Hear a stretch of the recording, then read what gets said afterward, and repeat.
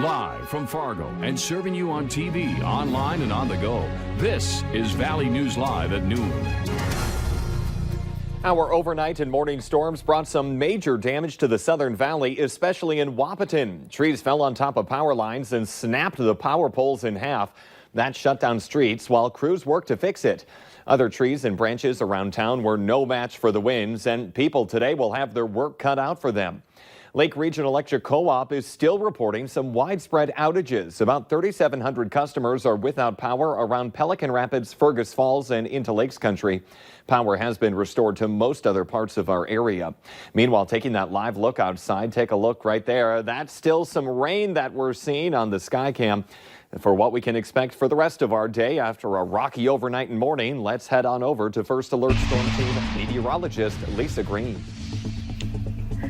Well, more rain is going to impact us in the valley, and that, of course, is going to hamper those cleanup efforts. We continue to get reports in, and one that's significant just came in the last hour from the National Weather Service. They reported hundreds of trees down 8 miles north of Bemidji. They had a call from a couple of different sources thinking there might have been tornado damage because of the extent of the trees that were down. There was damage to one home and a roof of one home, no injuries, thankfully. And a National Weather Service employee went out and assessed the situation, and it looks to be straight line winds that caused this. All of the trees were lying in the same east-northeasterly direction, and that's likely from straight line winds. If it were a tornado, it would be more circular. They'd be scattered more unevenly. So big damage, though. Hundreds of trees in a densely forested area. More photos. This is from the Underwood, Minnesota area. Nina's deck took a hit, and so did her patio table there, shattered. And then also in the Vergus area along Long Lake, a big tree down there too. So a lot of people discovering damage here. And yes, again, we're talking about some rain out there and more storm reports coming in. So we're going to talk more about this, what we can expect through the rest of the day and the week ahead too, coming up in your forecast. All right. Thank you for keeping us updated. We have new information on COVID-19 in the region. The state of Minnesota is reporting 20 more deaths from the virus. That brings the death toll to 1,217. 968 of those deaths happened in a long-term care facility.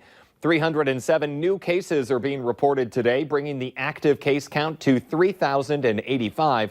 24,221 people have recovered.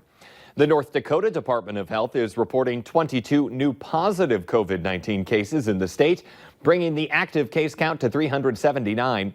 32 people are in the hospital with the virus, an increase of 3 from the day before. 114 more people are listed as recovered for a total of 2,470. The death toll remains at 72 for the third day in a row. New at noon, a 61-year-old man is dead after authorities say he was thrown from his ATV and landed with his head underwater in a swamp. The Hubbard County Sheriff's Office says it happened this past Sunday just northeast of Itasca State Park.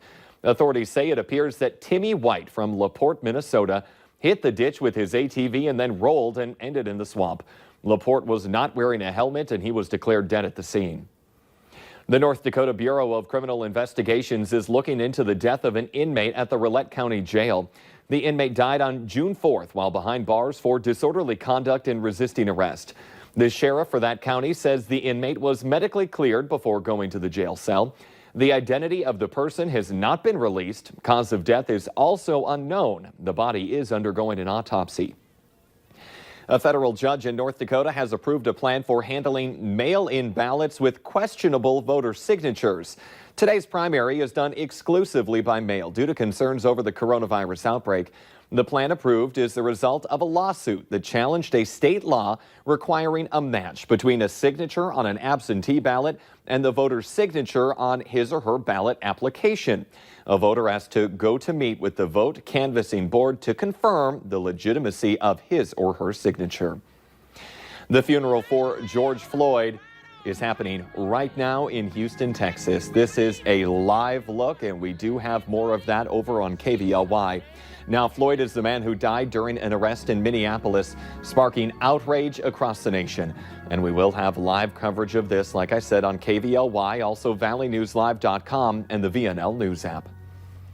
Minnesota officials have confirmed that officers slashed the tires of numerous unoccupied vehicles during the height of recent unrest over the death of George Floyd in Minneapolis.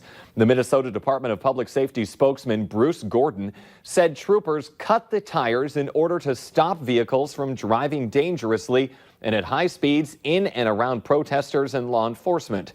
Troopers also targeted vehicles that contained items used to cause harm during violent protests, like rocks, concrete, and sticks. The former Minneapolis police officer charged in George Floyd's death has made his first court appearance. Derek Chauvin faces multiple charges, including second-degree murder. A judge kept his bail at $1 million with conditions. Jeff Biguse is following this story in Minneapolis. Prosecutors left court Monday after Derek Chauvin's first appearance by video feed. They will try to prove Chauvin murdered Floyd when he pressed his knee into Floyd's neck for nearly 9 minutes. What is that? George Floyd! What is that? I can't breathe! Chauvin's appearance comes during a nationwide call for police reform. Peaceful protests continued across Minneapolis 2 weeks after Floyd's death. Many protesters have been calling for the defunding of police departments, but what that means is still unclear. I have seen that reform after reform is not having the outcomes our community needs. Minneapolis City Council member Alondra Cano approves of defunding the police. She says the City Council agrees on the concept of dismantling the department, but the details still need to be nailed down. We do have a plan of how we're going to create it. So right now, if you were to call the Minneapolis Police Department, we still have $193 million going to that department, paying every single officer and inspector. The community can still lean on that source of support if they feel comfortable doing so. It is not abolishing the police today or tomorrow or even in a couple of months. And we've been clear about that. We're beginning a path. We're beginning a journey. Minneapolis Police Department statistics show that over the last 5 years, there have been more than 11,000 use of force incidents. Black citizens were involved in more than 60% of those cases. Mayor Jacob Fry, who does not support dismantling the department, clarified the change he does want to see moving forward.